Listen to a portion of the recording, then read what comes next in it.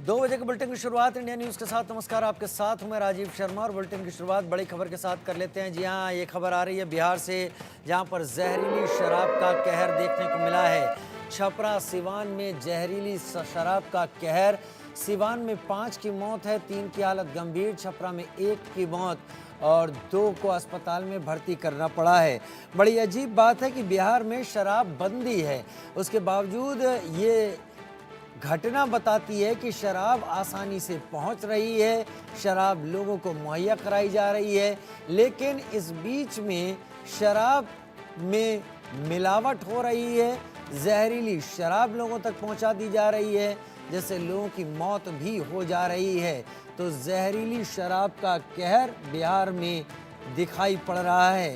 ये कौन लोग हैं जो जहरीली शराब का व्यवसाय कर रहे हैं? पैसे कमाने के लिए लोगों की जान लेने तक से परहेज नहीं कर रहे हैं।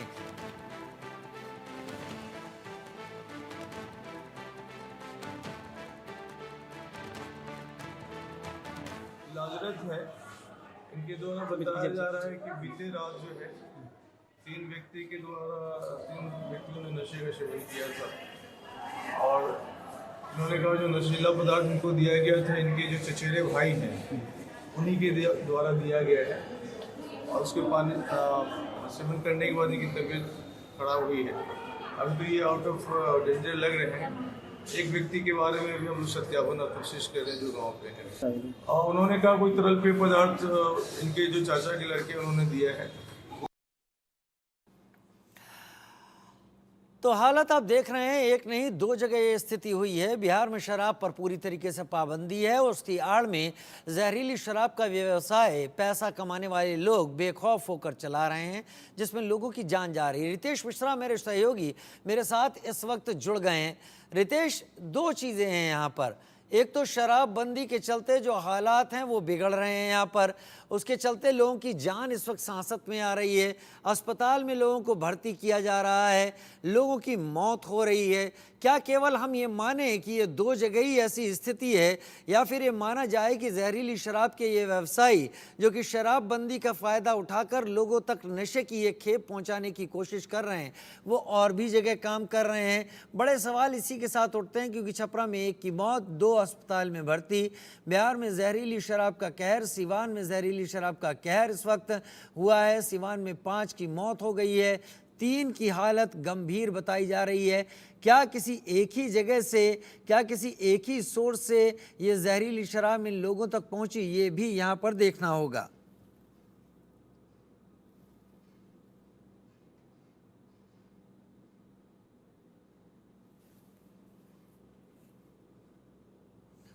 तो छपरा में 1 की मौत हुई, 2 अस्पताल में भर्ती हो गए। छपरा सिवान में जहरीली शराब का कहर, जो हम लगातार बड़ी खबर आपको बता रहे हैं। 1 की मौत, 2 अस्पताल में भर्ती।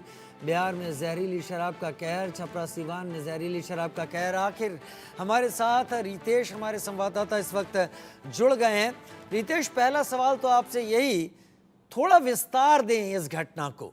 क्या ये वही घटना है जो हम समझ पा रहे हैं, या इसके पीछे के जो ताने हैं वो इतना उलझे हुए हैं कि पुलिस का भी सर चकरा गया है? क्या ये एक पैरेलल इकोनॉमी तैयार की जा रही है शराब की, शराबबंदी के दौरान? देखिए, शराब की पैरेलल इकोनॉमी तैयार नहीं हो रही है, बल्कि बिहार में पैरेलल इकोनॉमी पूरी तरीके से खड़ी हो चुकी है। और अब इसमें जो भी व्यवधान उत्पन्न करेगा, आप अलग अलग हम जगहों से खबरें भी दिखाते हैं कि किस तरह से शराब माफिया जो है वो पुलिस की टीम की पिटाई कर देता है, पुलिसकर्मियों को पीटता है। तो बिहार में शराबबंदी है, लेकिन अंदर खाने शराब का धंधा फल फूल रहा है, और यही कारण है। ऐसा नहीं है कि छपरा और सिवान में ये पहली घटना है। अगर हम साल दर साल की घटनाओं की बात करें, 2021 की बात करें, 2022 की बात करें, 2023 की बात करें, इस बार तो आंकड़े कम भी हैं। 20-20 लोग, 25-25 लोगों की मौत हो जाती थी। प्रशासन जो है वो आंकड़ा छिपाता है। देखिए कि सिवान में 5 लोगों की मौत हुई है, छपरा में भी मौत हुई है, लेकिन ये जो आंकड़े हैं ग्राउंड रियलिटी इसकी कुछ और है, क्योंकि बहुत सारे जो लोग हैं वो डर के मारे बताते ही नहीं है, डर के मारे अस्पताल जाते ही नहीं है, उनकी घर में ही मृत्यु हो जाती है। तो प्रशासन हमेशा कम आंकड़ा बताता है, लेकिन जब आप ग्राउंड जीरो पर जाएंगे तो आंकड़ा कहीं ज्यादा होता है। और खास तौर पर अगर छपरा, सिवान, गोपालगंज की बात करें तो ये जो इलाके हैं ये बॉर्डर वाले इलाके हैं। उत्तर प्रदेश से इन तीनों जिलों का बॉर्डर जो है वो मिलता है, और उत्तर प्रदेश से बिहार में शराब की आवक होती है। और देखिए, शराब अगर अच्छे क्वालिटी की आवक हो, लोग पी रहे हैं क्योंकि शराबबंदी है, अब इसका धंधा नेक्सस पूरी तरीके से फल फूल रहा है। लेकिन आश्चर्य ये होता है कि जो ईंट भट्टा होता है, जिसे हम लोग चिमनी बोलते हैं, हाँ। वहां पर चिमनी की आड़ में शराब का धंधा किया जाता है, सिंथेटिक शराब बनाई जाती है, नकली शराब बनाई जाती है। तो जो लोग सक्षम हैं वो 800 रुपए, 1000 रुपए, 1200 रुपए देकर बोतल खरीद लेते हैं, लेकिन जो लोग गरीब हैं, जो लोग मजदूर हैं, वो ऐसे ही शराब की जगहों पर जाते हैं जो भट्टी होती है। और मैंने खुद रिपोर्ट की है, इतनी गंदी जगहों पर इस शराब को बनाया जाता है यूरिया से। आप बताइए कि जिस पेस्टिसाइड को खेती और किसानी में यूज किया जाता है, उस यूरिया से शराब बनाई जाती है। और जब अधिक मात्रा हो जाती है, कोई नौसिखिया आता है शराब बनाने, और उसमें फॉर्मुलेशन जब बिगड़ जाता है तो वो शराब जहरीली हो जाती है। जैसे ही कोई पीता है सीधे किडनी पर अफेक्ट होता है, कई लोग अंधे हो जाते हैं, कई लोग जो हैं उनकी वहीं पर मौत हो जाती है। और फिर उसके बाद जो प्रशासन है वो आता है, वो खाना पूर्ति करता है, कई जगहों पर रेड करता है। और ये बिहार में स्थिति तब है जब शराबबंदी को सफल बनाने के लिए करोड़ों अरबों रुपए फूंक दिए गए हैं ड्रोन से। आप सोचिए कि ड्रोन से निगहबानी होती है। दियारा इलाकों में जो उत्पाद विभाग है उसे ड्रोन दिए गए हैं, बाकायदा एक एजेंसी को हायर किया गया है और वो ड्रोन से पूरे इलाके में निगहबानी करती है। लेकिन आखिर आप शराबबंदी को विफल क्यों नहीं कर पाते हैं?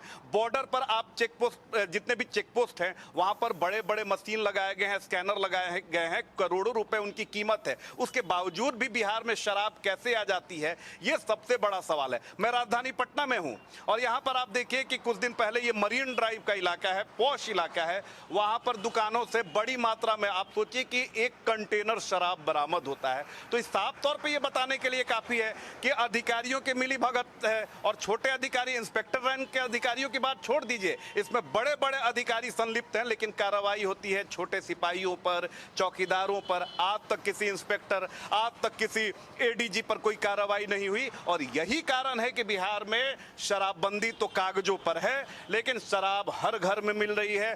पैरेलल इकोनॉमी खड़ा हो गया है और इसकी वजह से देखिए, सिर्फ ऐसा नहीं है कि शराबबंदी फेल हो चुकी है, पैरेलल इकोनॉमी खड़ा हो चुका है, बल्कि एक अपराध की एक नई परिपाटी बिहार में शुरू हो चुकी है।